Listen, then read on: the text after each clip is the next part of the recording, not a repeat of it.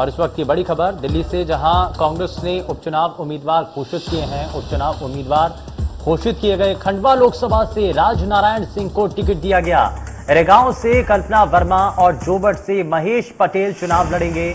यानी कि कांग्रेस पार्टी की तरफ से अपने चुनावी योद्धाओं को मैदान में उतारा जा चुका है। खंडवा लोकसभा से नाम का ऐलान हो चुका है। कांग्रेस ने उपचुनाव उम्मीदवार घोषित कर दिए हैं और पृथ्वीपुर सीट से पहले ही कांग्रेस पार्टी अपने प्रत्याशी का ऐलान कर चुकी है। और अब ऐसे में बाकी बची सीटों पर भी कांग्रेस पार्टी ने अपने कैंडिडेट्स उतार दिए हैं। नामों का ऐलान किया जा चुका है। खंडवा लोकसभा से राजनारायण सिंह को टिकट दिया गया। रेगांव से कल्पना वर्मा और जोबट से महेश पटेल आप कांग्रेस पार्टी की तरफ से चुनावी मैदान में होंगे। और अब ऐसे में इस उपचुनाव को लेकर के कांग्रेस पार्टी की तरफ से अपने पत्ते खुल चुके हैं। अब भारतीय जनता पार्टी की तरफ सभी की नजरें हैं कि बीजेपी आखिर किसको चुनावी मैदान में उतारती है। हालांकि ये संकेत दिए गए हैं कि नवरात्रों की शुरुआत के साथ ही नामों का ऐलान भी होगा, लेकिन कांग्रेस पार्टी ने इस नामों के ऐलान के साथ ही जीत हासिल कर ली है। ये तय कर दिया है, क्योंकि इस रेस के अंदर दोनों पार्टियां चल रही थी, जिसमें कांग्रेस पार्टी सबसे आगे निकल चुकी है, जिसने अपने सभी कैंडिडेट्स के नाम का खुलासा कर दिया है। इसमें जीत मिल चुकी है कांग्रेस पार्टी को। और साथ ही साथ अब बीजेपी क्योंकि अभी तक अपने प्रत्याशियों के नामों का ऐलान नहीं कर सकी है, तो ऐसे में इसमें थोड़ा सा पीछे रह गई है बीजेपी, लेकिन कांग्रेस इसमें बढ़त बनाए हुए है। कांग्रेस पार्टी ने अपने इस उपचुनाव को लेकर के अपनी पार्टी से प्रत्याशियों के नामों का ऐलान कर दिया है। खंडवा लोकसभा से राजनारायण सिंह को टिकट दिया गया है और कांग्रेस ने उपचुनाव उम्मीदवार घोषित कर दिए हैं। पृथ्वीपुर सीट से पहले ही नाम का ऐलान किया जा चुका है, निपेंद्र सिंह। और वहीं दूसरी तरफ अब बाकी बची सीटों पर भी कांग्रेस पार्टी ने ऐलान कर दिया है। एक लोकसभा सीट खंडवा, जिस पर राजनारायण सिंह को चुनावी मैदान में उतारा गया। रेगांव से कल्पना वर्मा और जोबट से महेश पटेल को मैदान में उतारा गया है।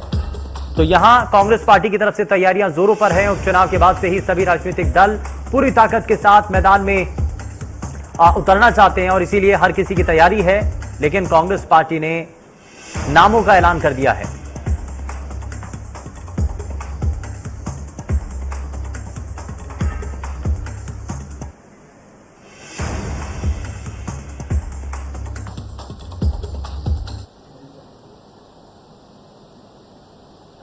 और खंडवा लोकसभा सीट तमाम अन्य सीटों को लेकर के ये जानकारी मिल रही है। हमारे रेजिडेंट एडिटर प्रभु पटेरिया हमारे साथ जुड़ चुके हैं।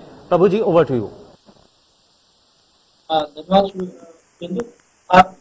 खंडवा लोकसभा क्षेत्र जो है वहां पर सबसे बड़ा यदि कहें तो भारतीय जनता पार्टी के सामने चुनौती आ गई है कि वो अपना उम्मीदवार किसे उतारे।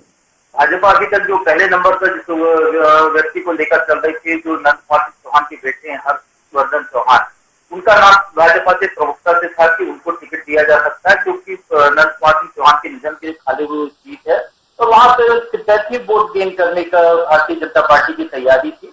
लेकिन कांग्रेस ने उसी समाज के क्षत्रिय वर्ग के राजनारायण सिंह खुरनी को टिकट देकर अब गेम बदल दिया है। अब शायद भारतीय जनता पार्टी को अपना उम्मीदवार बदलने के बारे में सोचना पड़ेगा। जिस तरीके से आज हम देख रहे थे कि जिस तरीके से मुख्यमंत्री शिवराज सिंह चौहान कह रहे थे कि भारतीय जनता पार्टी के उम्मीदवार तय है और अभी सही समय आने पर उनको घोषित कर दिया जाएगा, क्योंकि नवरात्रि के दौरान लोग अपने नामांकन दाखिल करते हैं, तो उस नामांकन दाखिल करने की प्रक्रिया शुरू होने तक उम्मीदवार डिक्लेयर हो जाएगी। तो भारतीय जनता पार्टी पर ये तय करने के लिए थोड़ा सा समय मिल गया है कि यदि उम्मीदवार कौन सा योग्य उम्मीदवार हो सकता है उनके पास राजनारायण सिंह खुरनी का मुकाबला करने की।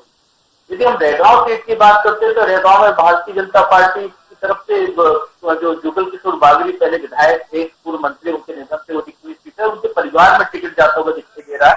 उनके बड़े बेटे पुष्पराज बागरी 2013 का चुनाव हार चुके हैं और अभी उनके जो छोटे बेटे हैं उनने नामांकन पत्र खरीद लिया, ऐसी जानकारी वहां से आ गई। वहां से कांग्रेस ने कल्पना वर्मा को टिकट दिया है, जिनको पिछले चुनाव में जुगल किशोर बागरी ने हराया था।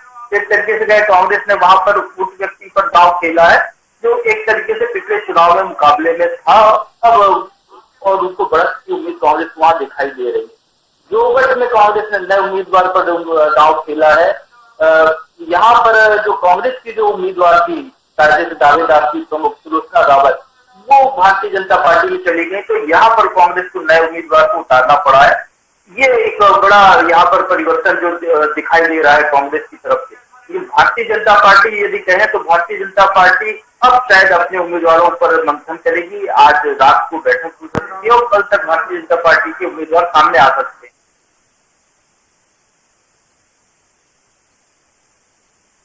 जुड़े अमित, खंडवा के मामले को कैसे देखते हो? क्या अब खंडवा के क्या समीकरण वहां पर दिखाई दे रहा है? जी बिल्कुल सर, मैं बता दूं कि खंडवा में जो लोकसभा सीट है यहां से अब प्रत्याशी घोषित हो गए हैं और सबसे पहले सर प्रत्याशी हमारे साथ है, उनसे ही बात करने की कोशिश करते हैं। आपको पहले तो बहुत बहुत बधाई जी। किस तरह पहली प्रतिक्रिया देंगे? बात यह है कि कांग्रेस पार्टी का जो आदेश रहता है वो सर्वोपरि है। कांग्रेस ने उम्मीदवार बनाया है और कार्यकर्ता चुनाव लड़ेगा और भारतीय जनता पार्टी की विफलता का जनता जवाब देगी और कांग्रेस यहां भारी बहुमत से चुनाव जीतेगी। और जो अरुण यादव, शेरा भैया क्या साथ आएंगे?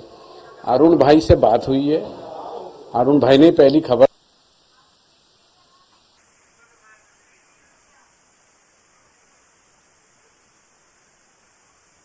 जल्दबाजी आपको टिकट बताने तैयारी है कि इस तरह समय कम तैयारी करने का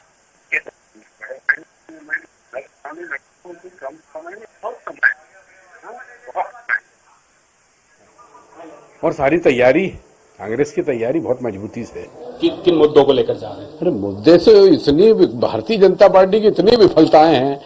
सबसे पहला महंगाई, किसान आंदोलन, किसानों की वो एमएसपी वाला इशू, सबसे बड़ा ये है कि बहुत वायदे करे थे ना, कितने करोड़ नौकरी देने की, 2 करोड़ नौकरी देने की बात थी, उसमें विफल। सारी सरकारी प्रॉपर्टी भारतीय जनता पार्टी बेच रही है। तो मुद्दे ही मुद्दे हैं, उन मुद्दों का जवाब खंडवा लोग। सबसे पहला काम क्या करने जा रहे हैं? दादा धुनी वाले के वहां दर्शन करने जा रहे हैं। जनता से क्या कहेंगे? टिकट आपका तय हुआ है, जनता आपको सुन रही है। जनता तो जो है हमारी मालिक है। प्रजातंत्र के अंदर प्रजा ही मालिक होती है और मालिक लोग जो है वो सही फैसला करते हैं, तो जनता सही फैसला करेगी, दूध का दूध और पानी का पानी कर देगी। नामांकन भरने कब जा रहे हैं? 7 तारीख को। और किस तरह से तैयारी है? अभी अंदरूनी तैयारी किस तरह से? नहीं, अब वो अंदरूनी बात थोड़ी किसी को बताई जाती है। कितने वोटों से जीतना है? अब ऐसा है कि अभी कोई बात करना जल्दबाजी हो जाएगी। सामने किसको देख रहे हैं? अपन किसी को नहीं देख रहे हैं। चुनाव बीजेपी लड़ेगी, इधर से कांग्रेस लड़ेगी। आपका बड़ा चुनाव है, बड़ा चुनाव में हमेशा पार्टियां चुनाव लड़ती है। आपका राजनीतिक अनुभव लंबा रहा है, वर्तमान परिस्थितियों को देखते हुए किन रणनीतियों के साथ जाएंगे? कोई बदलाव पुरानी और नई पद्धति में?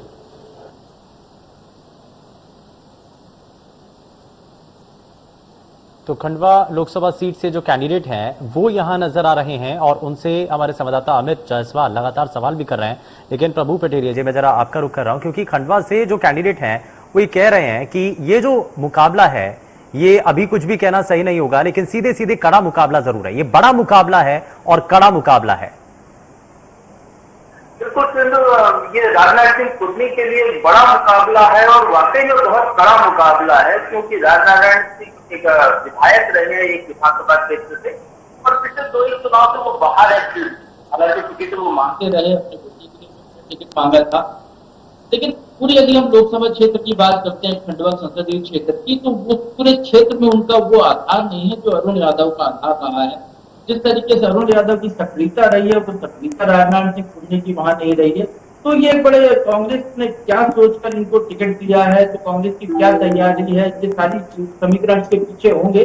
लेकिन जैसा अरुण यादव दावा कर रहे हैं, जिस तरीके से राजनाथ सिंह कुर्मी कह रहे हैं, क्योंकि अरुण यादव का भी साथ मिलेगा, पूरी पार्टी का साथ मिलेगा। अरुण यादव भी कह रहे पार्टी जिसे भी टिकट देगी वो उसके लिए काम करेगी। वो लगातार बागली में कहें या बुरहानपुर या खंडवा जिलों में अपने प्रशिक्षण बैठके वो ले चुके हैं, राउंड ऑफ बैठकों का तो पूरा कर चुके हैं अरुण यादव। तो यदि वाकई में अरुण यादव का साथ मिलता है तो शायद राजनाथ सिंह कुर्मी को जो है संसद में घुसने का रास्ता आसान हो सकता है। लेकिन एक बड़ा फैक्टर यहाँ पर जो है, उस सीट परंपरागत तौर पर नंद कुमार सिंह चौहान की मानी जाती रही है, उनके प्रति खासा जन समर्थन वहां पर रहा है। तो वो एक कड़ी चुनौती का सामना कांग्रेस प्रत्याशी को यहाँ करना पड़ेगा। जाहिर तौर पर यह कड़ा मुकाबला है, लेकिन अरुण यादव यहां पर गेम चेंजर के तौर पर भी साबित हो सकते हैं, जैसा आप भी जिक्र कर रहे हैं प्रभु जी, कि अगर वो बैकएंड पर आकर के अगर दिखाने के लिए सपोर्ट करें, जैसा कि वो पार्टी आला कमान के सामने भी कह रहे हैं कि मेरा साथ तो रहेगा, लेकिन अगर अंदर ही अंदर कुछ और दूसरा गेम चलता है तो ये बड़ी मुश्किल हो सकती है कांग्रेस पार्टी के लिए, चुनौती के तौर पर साबित हो सकते हैं। बिल्कुल, जिस तरीके से अरुण यादव के भी हाल के जो ट्वीट आए, उन्होंने अपने मन की बात कही है। उन्होंने कहा खंजर की प्रयोग किया, उन्होंने एक ट्वीट में तीर का प्रयोग किया है कि पीठ पीछे जो है, सामने तो लोग उनसे बहुत अच्छे से मिलते हैं, उनको कहते हैं कि आप ही उम्मीदवार होंगे, आपको एक पार्टी का सहयोग है, लेकिन पीठ पीछे खंजर भोंकते हैं। ये बातें जो उन्होंने कही है उसका संदर्भ यदि देखें तो जिस तरीके से अरुण यादव ने वहां पर अपना दौरे तय किए थे और जिस तरीके से दिग्विजय सिंह ने उनको सबसे पहले बधाई दी थी, उसके उसको देखते हुए अरुण यादव ने इस तरीके का ट्वीट किया ही माना जा सकता है। कहीं ना कहीं उनको अरुण यादव को लगता है कि बुध को जो 3 बार चुनाव में हार हुई है, जो पराजय हुई और अभी भी टिकट की रेस में, क्योंकि 6 महीने से लगातार वहां काम कर रहे थे, एक तरीके से कहें कि वो अपने आप को उम्मीदवार मान चुके थे, वो चुनाव लड़ना चाहते थे, इसलिए पूरी तैयारी से मैदान में डटे हुए थे। उनके छोटे भाई भी डटे हुए थे साथ में, सचिन यादव। और एक मौके पर उनको लगा कि उनके साथ कहीं भीतरघात हो सकता है, कहीं उनके साथ चोट पहुंचाई जा सकती है अपनों के द्वारा, तो उन्होंने अपने आप को विड्रॉ कर दिया। अब इस स्थिति में अरुण यादव कितने मन से राजनीतिक सुनने का साथ दे सकते हैं? अरुण यादव हालांकि अभी तो कह रहे हैं कि वो कांग्रेस नहीं छोड़ने वाले हैं, कांग्रेस में रहेंगे, कांग्रेस के लिए काम करेंगे, कांग्रेस को जिताने के लिए काम करेंगे, लेकिन ये काम क्या वो कर रहे हैं और किस तरीके से अरुण यादव खुद काम करते रहे, लेकिन उनकी समर्थक या उनकी टीम वैसे काम ना करे तो शायद कांग्रेस के लिए मुश्किल बड़ी हो सकती है वहां पर। बिल्कुल, तो ये परिणाम आएंगे वो इशारा करेंगे, वो साबित करेंगे कि क्या वाकई में एक साथ मिलकर दोनों ने काम किया है या कहीं कुछ गड़बड़ बीच में रही। हाँ बिल्कुल, ये पूरी तरीके से स्थिति तभी साफ होगी, लेकिन पृथ्वीपुर सीट से पहले ही प्रत्याशी का ऐलान किया जा चुका है। खैर बहुत शुक्रिया प्रभु जी, इस पर जानकारी आपने दी, आप हमारे साथ जुड़े, बहुत शुक्रिया। लेकिन ये लगातार तस्वीरें हैं और उपचुनाव को लेकर के अलग अलग राजनीतिक दलों की तरफ से, चाहे वो कांग्रेस हो चाहे बीजेपी हो, दोनों की तरफ से तैयारियां की जा रही हैं। हालांकि कांग्रेस पार्टी की तरफ से अपने प्रत्याशियों का ऐलान किया जा चुका है।